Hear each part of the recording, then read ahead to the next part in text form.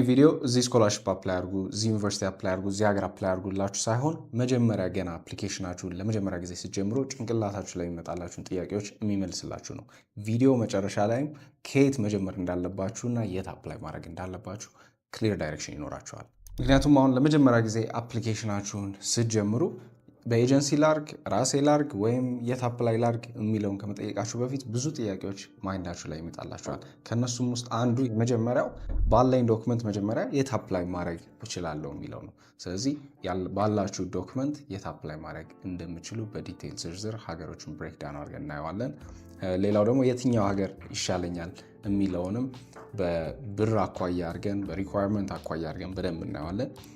እድሜያችሁ ትልቅ ቢሆንም ትምህርት ከጨረሳችሁ ረጅም ጊዜ ቢሆናችሁም የት አፕላይ ማድረግ እንደምትችሉም ክሊርሊ እዚህ ቪዲዮ ላይ ያሳያችኋለሁ። ሃይ ስኩል ባትጨርሱና ዲፕሎማ ካላችሁ ራሱ በትምህርት መሄድ የምትችሉበት መንገድ አለ። እሱንም ቼክ እናደርገዋለን። ያላችሁ ገንዘብም ትንሽ ከሆነ አፎርደብል የሆኑ መንገዶችን እናያለን። እንዴት አድርጋችሁ አፎርድ ማድረግ እንደምትችሉ ክሊር አድርጌ አስረዳችኋለሁ እዚህ ቪዲዮ ላይ። ሙሉ የስተዲ ፕሮሰሱንም በ4 ሲምፕል ስቴፕ ከፋፍዬ አስረዳችኋለሁ። የመጀመሪያው ስቴፕ የሚሆነው ኦልሬዲ ስለ ትምህርት አፕሊኬሽን የምታውቁትን ኢንፎርሜሽን ዲባንክ ማድረግ ነው። እሱም ብዙ ተማሪዎች ጋይስ ውጭ ሀገር ከመሄድ የሚይዛችሁ ነገር ኦልሬዲ የምታውቁት ነገር ነው። አንደኛው ስኮላርሺፕ። ብዙ ሰው ወደ ውጭ በስተዲ መሄደ ሲባል ፉል ስኮላርሺፕ ነው ኤክስፔክት የሚያደርጉት። ግን በፉል ስኮላርሺፕ አይደለም ብዙ ተማሪ ወደ ውጭ ሀገር የሚሄደው። አንደኛ ፉል ስኮላርሺፕ ለማግኘት በጣም ኮምፒቲቲቭ ነው፣ ሪኳርመንታቸውም በጣም ትልቅ ነው። ስለዚህ ለማግኘት ያላችሁ እድል በጣም ትንሽ ነው። ስለዚህ አማራጫችሁ ያለ ስኮላርሺፕም መሄድ የምችሉበት ግን አፎርደብል የሆኑ ቦታዎች ማግኘት ትችላላችሁ። ስለዚህ ያለ ስኮላርሺፕም ቢሆን አፎርድ ማድረግ የምችሉት ኢቨን በነፃ መማር የምችሉባቸው ዩኒቨርሲቲዎች አግኝታችሁ መሄድ ትችላላችሁ። ናው ሁለተኛው ሚስ አንደርስታንዲንግ ደግሞ ኤጅ በጣም ከሄደ ጋፒር ትምህርት ከጨረሳችሁ ረጅም ዓመት ጊዜ ቢኖራችሁም ሃይ ስኩል ካልጨረሳችሁም በዲፕሎማ ቢሆንም ያላችሁ እነዚህ ነገሮች እንደራሱ ቢኖሩ ውጭ ሀገር በስተዲ ስቲል መሄድ ትችላላችሁ። ዋናው የት እንደሚገኝ እነዚህ ኦፖርቹኒቲዎች የት እንዳሉ ማወቅ ነው። ስለዚህ እሱንም ግልጽ አደርግላችኋለሁ። ግን እነዚህ ነገሮች ከመሄድ አይዟችሁም። እነዚህን ሚስ አንደርስታንዲንጎች ክሊር ማድረግ አለባችሁ መጀመሪያ። ሁለተኛው የምናየው ፖይንት ደግሞ የት መሄድ እንደምትፈልጉ እና እዛ ቦታ ለመሄድ የሚያስፈልጋችሁን ሪኳየርመንት ነው። አሁን ለምሳሌ ብዙ ጊዜ ሰው የሚሳሳተው አንድ ሰው ዩኤስ ከሄደ በሆነ የትምህርት አፕሊኬሽን የአፕሊኬሽን ደጋግሞ ይሞክራሉ። ለእነሱ የሚሰራ ይመስላችኋል፣ ግን ሪኳየርመንቱን ላታሟሉ ትችላላችሁ። ስለዚህ እያንዳንዱን ሀገር ሪኳየርመንት በደንብ ዲቴል ማወቅ አለባችሁ። ምክንያቱም ለሆነ ሰው የሆነው ፕሮሰስ ለእናንተ ላይሆን ይችላል። ናው ብዙ ጊዜ 2 ዴስቲኔሽን ነው ብዙ ጊዜ መሄድ የሚፈልገው ዩኤስ፣ ካናዳ ወይም ዩሮፕ። ስለዚህ ጀነራላይዝ አድርገን ዩሮፕ አፕላይ ለማድረግ የሚያስፈልጉትን ሪኳየርመንቶች እና ዩኤስ አፕላይ ለማድረግ የሚያስፈልጉትን ሪኳየርመንቶች እናያለን። ከዛ በኋላ ቪዛ የማግኘት እድላችሁ እንዲጨምር የት አፕላይ ማድረግ እንዳለባችሁ ክሊር አይዲያ ይኖራችኋል ማለት ነው። የዩኤስ እና ካናዳ እና ዩሮፕን በደንብ ብሬክዳውን ከማድረጋችን በፊት አንድ ነገር አስታውሱ። አሁን ስኮላርሺፕ አይደለም ታርጌት የምናደርገው፣ ፉል ስኮላርሺፕ አይደለም። ምክንያቱም ፉል ስኮላርሺፖች ኢንትሪ ሪኳየርመንታቸው በጣም ትልቅ ነው፣ ግሬድ ሪኳየርመንታቸው በጣም ትልቅ ነው። ብዙዎቻችን ደግሞ እሱ ካታጎሪ ውስጥ ፎል አናደርግም። ስለዚህ ዋትስ ደ ሞስት አፎርደብል የሆነ መንገድ እና ቪዛ ሰክሰስ ሬቱ በጣም ትልቅ የሆነ መንገድ ነው ፊገር አውት ለማድረግ እየሞከርን ያለ ነው።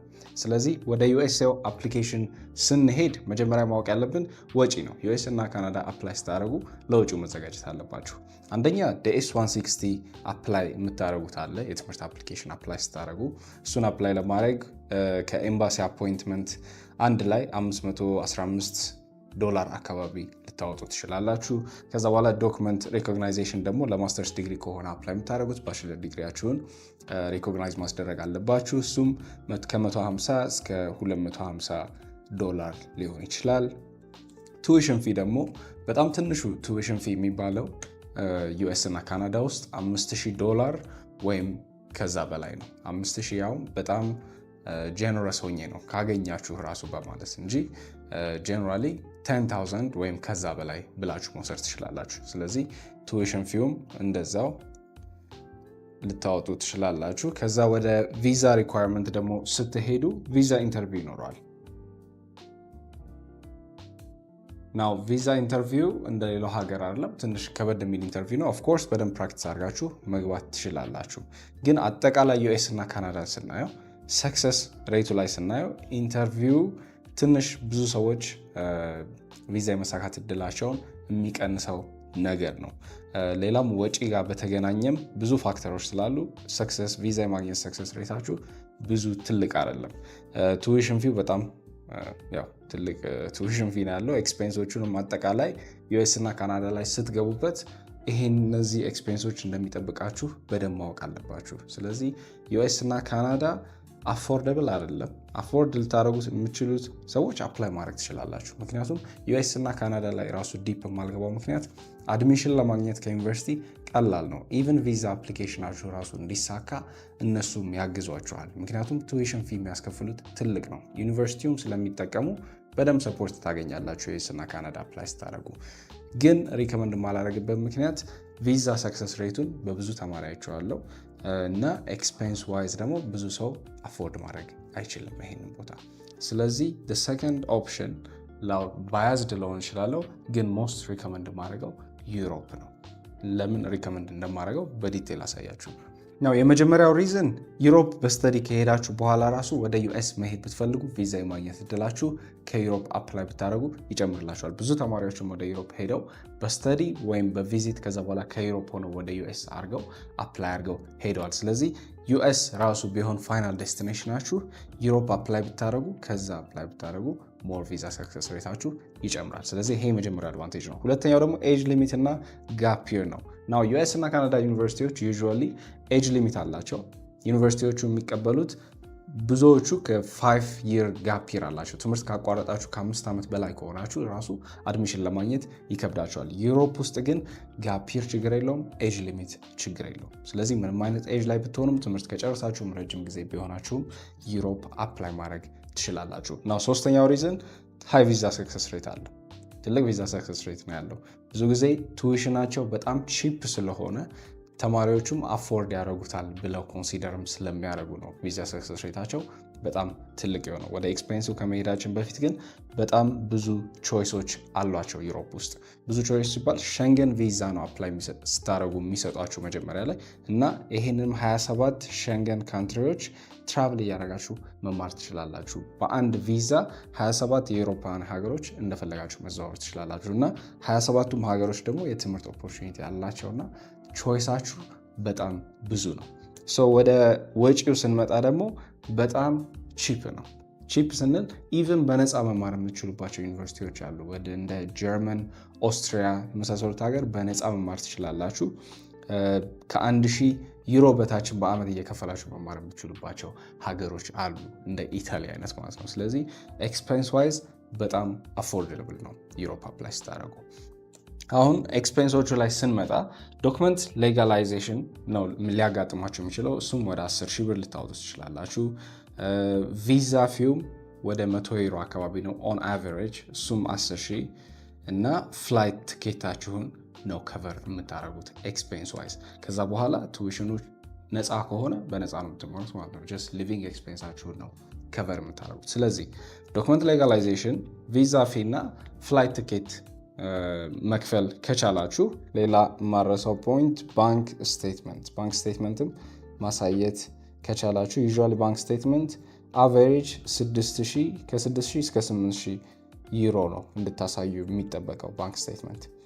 ስለዚህ ባንክ ስቴትመንት ማሳየት ከቻላችሁ፣ ፍላይት ቲኬት እና እነዚህን ዶክመንት ሌጋላይዜሽን እና ቪዛ ፊዎች መክፈል ከቻላችሁ ዩሮፕ አፕሊኬሽናችሁን አፕላይ ማድረግ መጀመር አለባችሁ።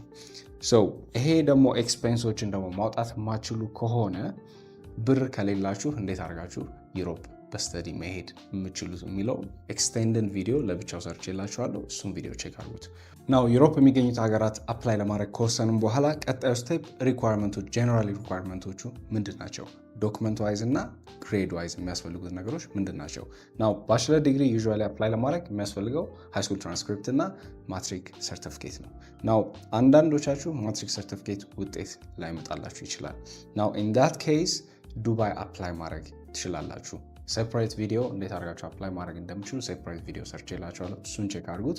ግን የዱባይ አድቫንቴጁ የመጀመሪያ ዓመታችሁን ዱባይ ከተማራችሁ በኋላ ሁለተኛ ዓመታችሁን ዩሮፕ ትራንስፈር አድርጋችሁ መጨረስ የምችሉበት ኦፖርቹኒቲዎች አሉ። ስለዚህ የመጀመሪያ ዓመታችሁን ወይም ሁለተኛ ዓመታችሁን ዱባይ ከጨረሳችሁ በኋላ ሁለተኛ ወይም ሶስተኛ ዓመታችሁ ላይ ወደ ዩኤስ ወይ ወደ ዩሮፕ ትራንስፈር አድርጋችሁ መጨረስ የምችሉበት ኦፖርቹኒቲ አለ። እሱም ቪዲዮ ሴፓሬትሊ ቼክ አድርጉ። ማትሪክ ሰርቲፊኬት ካላችሁ ግን ሃይስኩል ትራንስክሪፕት እና ማትሪክ ሰርቲፊኬታችሁ ካላችሁ አፕላይ ማለት ትችላላችሁ ዩሮፕ። ናው ለማስተርስ ዲግሪ ከሆነ ደግሞ አፕላይ የምታደርጉት ባችለር ዲግሪያችሁ እና ስቱደንት ትራንስክሪፕታችሁ ያስፈልጋል። ስቱደንት ትራንስክሪፕት ማለት ስቱደንት ኮፒ ነው። ስለዚህ ኮስት ሼሪንግ ካልከፈላችሁ ኮስት ሼሪንግ ከፍላችሁ ስቱደንት ኮፒውን ማውጣት ይኖርባችኋል ማለት ነው። ናው ሁለቱ ኢምፖርታንት ዶክመንቶች እነሱ ናቸው። ፓስፖርት ያው ዊዛውት ሳይንግ ይሄዳል። ፓስፖርት ማውጣት አለባቸው አፕላይ ለማድረግ። ናው በአይዲ ብቻ አፕላይ ልታደርጉባቸው የምትችሉባቸው ዩኒቨርሲቲዎች ሊኖሩ ይችላሉ። ግን ዩዥዋሊ ፓስፖርት አክሴፕታንስ ካገኛችሁ በኋላ ራሱ ፓስፖርት ስለሚያስፈልግ ካላወጣችሁ አሁኑ ነው አውጡ። ሌላው ኢንግሊሽ ላንጉዌጅ ፕሮፊሸንሲ ላይ ሲመጣ ናው ዩሮፕ ውስጥ ትልቁ አድቫንቴጅ ስፔሻሊ ኦልሬዲ ዲግሪ ካላችሁ ቶፍል እና አይኤልቲኤስ አያስፈልጋችሁ። ማሳየት የሚጠበቅባችሁ ሚዲየም ኦፍ ኢንስትራክሽን ሌተር ብቻ ነው። ዲግሪያችሁን የተማራችሁት በእንግሊዝኛ እንደሆነ ከዩኒቨርሲቲያችሁ ማጻፍ ማለት ነው። እሱ ካላችሁ ያለ ቶፍል እና አይኤልቲኤስ ዩሮፕ ውስጥ አፕላይ ማድረግ የምችሉባቸው ቦታዎች ብዙ አሉ። ባችለር ዲግሪ ከሆነ ግን ያላችሁ ዩዥዋሊ ቶፍል እና አይኤልቲኤስ ስፔሲፊክሊ ካላችሁ ይጠቅማችኋል። ግን ዱኦሊንጎ ቀለል የሚል እንግሊሽ ላንጉዌጅ ፕሮፊሸንሲ ቴስት አለ ዱኦሊንጎ የሚል፣ እሱን ዱኦሊንጎ ቴስት መውሰድ ትችላላችሁ ነው። እሱንም ሴፓሬት ቪዲዮ እሰራላችኋለሁ።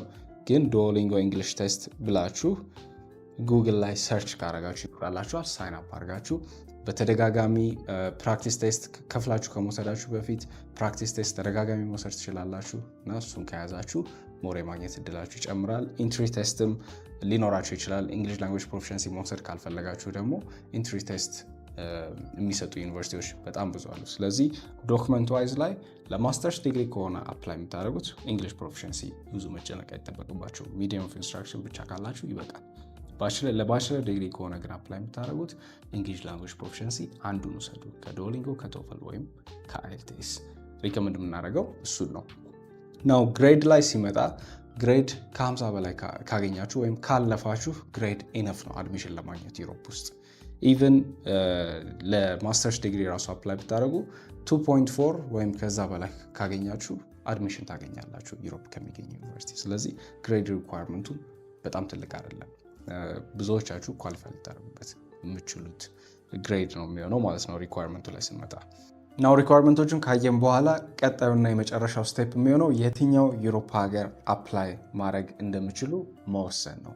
ናው ለመጀመሪያ ጊዜ እኔ አፕላይ ሳደርግ ቻይና ነበር በጣም ፖፑላር የነበረው እና እዛ አፕላይ እያደረኩ ነው የቤተሰብ ጓደኛ ዩሮፕ አፕላይ እንዳደረግ ስፔሲፊክሊ ኢታሊ አፕላይ እንዳደረግ ሪከመንድ ያደረገችኝ እና ትንሽ ኢንፎርሜሽን ምን ያህል ቫሉዌብል እንደሆነ አውቀዋለሁ። ኢንፎርሜሽኑን በነፃ ነው ያገኘሁት። ለእናንተም ሼር ማድረግላችሁ በነፃ ነው እና እያንዳንዱን ዩሮፒያን ሀገሮች ሙሉ ፕሮሰሳቸውን ክሊር አድርጌ በነፃ ዩቲዩብ ቻናሌ ላይ ፖስት አደርግላችኋለሁ እና ቪዲዮዎቹም ላይ በጣም ዲቴይልድ የሆነ ኢንፎርሜሽን ሙሉ ኢንፎርሜሽን ነው ማስቀምጥላችሁ።